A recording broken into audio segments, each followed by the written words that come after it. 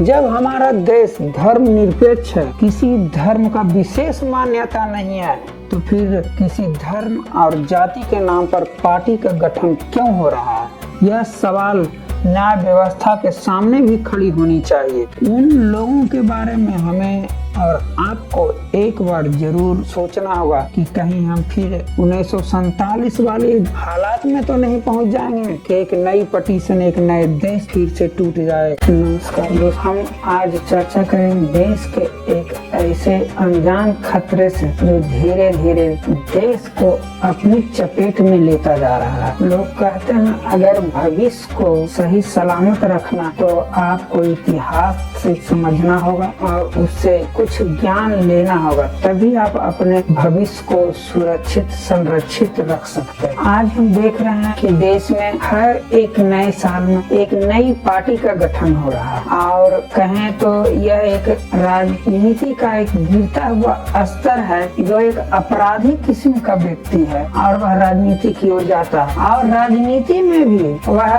लोग उसे बढ़ चढ़कर सहयोग करते हैं। यह कहें हमारे देश की विडंबना है या हमारे देश का दुर्भाग्य कि हम ऐसे लोगों का समर्थन करते हैं जो अपराध में पूरी तरह से डूबे हुए, और ऐसे आपराधिक छवि वाले व्यक्ति अक्सर आप ये अनुभव करेंगे कि वह अपने जात के नेतृत्व के नाम पर वह राजनीति में आते हैं और उस वर्ग के जो कम पढ़े लिखे व्यक्ति होते हैं वह एक ऐसा माहौल क्रिएट करते हैं या एक ऐसा सिचुएशन बनाते हैं, ऐसे आपराधिक व्यक्ति को हम भारत के मंदिर यानी कि संसद में भेज देते हैं। आप सोच रहे होंगे इससे देश को क्या खतरा हो सकता है, ये छोटे मोटे अपराध कर कर फिर इनका खात्मा हो जाएगा। पर इतिहास से हमें कुछ सीखने की जरूरत है। उसको समझने के लिए पहले हम इतिहास के कुछ पन्ने पलटते हैं। स्वतंत्रता संग्राम का सबसे पहला विद्रोह 1857 ईस्वी में हुआ था। यह विद्रोह मेरठ के गैरी शहर से शुरू हुआ था। इस विद्रोह में बहुत सारे राजाओं ने भाग लिया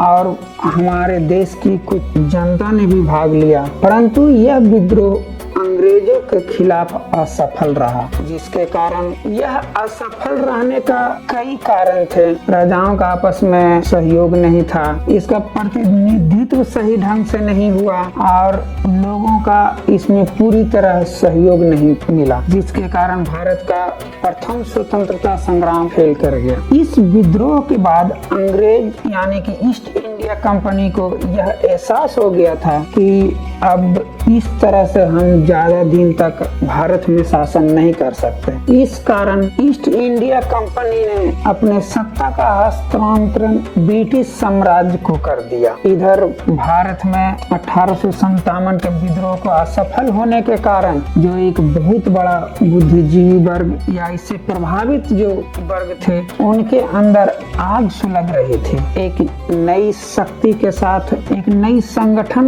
नए विद्रोह कर अंग्रेजों को भगाना चाह रहे थे। इसके लिए कई संगठन भी बनाए गए। Madras native association, east India association, national east India association, पूर्व सार्वजनिक सभा, भारतीय समाज, मद्रास महाजन सभा और इंडियन नेशनल कांग्रेस। इस सब संगठनों का एक ही मकसद था, अंग्रेज से भारत को मुक्त करना। ब्रिटिश साम्राज्य ये समझ चुकी थी कि यह सब संगठन सिर्फ हमारे विरोध के लिए बनाए गए। अंग्रेज एक नई चाल चले जिसमें उन्होंने फूट डालो और शासन करो की नीति अपनाई। अब तक जो सारे संगठन थे वह ना तो किसी जाति या किसी विशेष धर्म के नाम पर थे, यह जनता या पूरे भारत की लोगों के हित के सोचकर बनाया गया। पहली बार 1906 ईस्वी में मुस्लिम लीग की स्थापना हुई जो एक विशेष जाति वर्ग यानी कहें तो मुस्लिम वर्ग के लिए बनाया गया और यह सिर्फ मुस्लिमों का प्रतिनिधित्व करते थे। ऐसे तो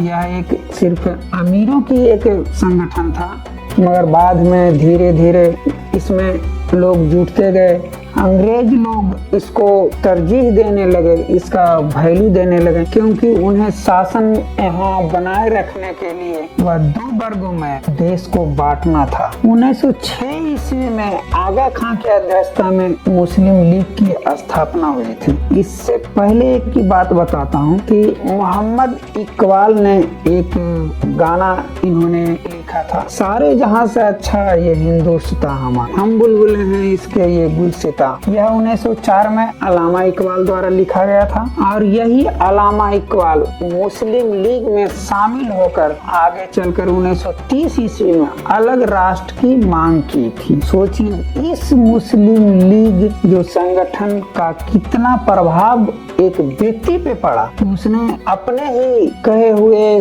वचनों के विपरीत वो चले गए। तो दोस्तों यह एक व्यक्ति की नहीं, उस पार्टी गठन का एक जीता जागता कहिए परिणाम था जो कि अंग्रेज लोग सफल हो गए। हम इतिहास के ज्यादा गहराई में नहीं जाकर हम सिर्फ ये बताना चाहते हैं आपको कि कैसे एक विशेष जाति पर आधारित एक पार्टी का गठन हुआ और बाद में चलकर वह देश के विभाजन तक वह पहुंच गया। दोस्तों यह एक इतिहास से सीखने की एक बात थी, परंतु हमारे राजनेता इसके प्रति न पहले ही चेते हैं न अभी भी इस एक अनजान खतरे से अनभिज्ञ है। क्या आपको नहीं लगता आज भी पार्टियों का गठन किसी धर्म, किसी मजहब, किसी जाति के नाम पर हो रहा है? क्या यह बाद में चलकर भारत के लिए एक खतरा साबित नहीं हो सकता है? क्योंकि इतिहास गवाह है, कोई भी देश जब जाति धर्म के नाम पे जब टूटा है वह लूटा गया। जो राजनेताओं का चुनाव करते हैं वह हमें देखना होगा कि कौन सी पार्टी बिना भेदभाव के, बिना हमें जात पात के बांटे हुए देश के विकास में योगदान कर रहा है। अगर हम इतिहास से हम नहीं सीख सके और आने वाली पीढ़ियों को नहीं सिखा सके कि किस तरह एक जाति के नाम पर एक पार्टी बने और उस पार्टी से हमारा देश का विभाजन, तो आने वाली हमारी पीढ़ियां वह पुनः उस समय को दोहराएगा और उस समय शायद हम और आप ना रहें। जाति के नाम पर कोई बड़ा चक्रव्यूह का पहले निर्माण हो। हमें एक बार या हमारे देश को, हमारे देश की जनता को, हमारे देश में जो शासित वर्ग हैं उन्हें सोचना और विचार करना होगा। लोगों को राजनीति में जरूर आना चाहिए। राजनीति चेतना का जब उदय होगा तभी देश विकास की बुलंदियों तक जाएगा।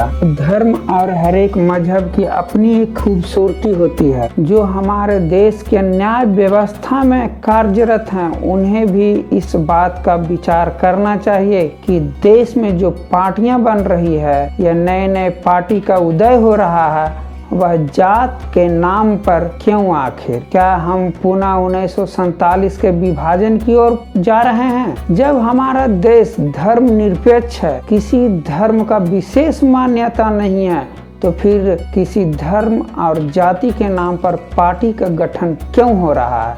यह सवाल न्याय व्यवस्था के सामने भी खड़ी होनी चाहिए। उन लोगों के बारे में हमें और आपको एक बार जरूर सोचना होगा कि कहीं हम फिर 1947 वाली हालात में तो नहीं पहुंच जाएंगे कि एक नई पटिशन, एक नए देश फिर से टूट जाए। अगर आप मेरे इस मत से सहमत हैं तो कृपया चैनल को सब्सक्राइब करें और इससे शेयर भी करें ताकि लोग जागरूक हों और हम पुनः 1947 के विभाजन की ओर ना बढ़े। हमारे आने वाली पीढ़ियां 1947 के विभाजन की चक्रव्यूह में ना फंसे, इसीलिए इस वीडियो को शेयर भी करें।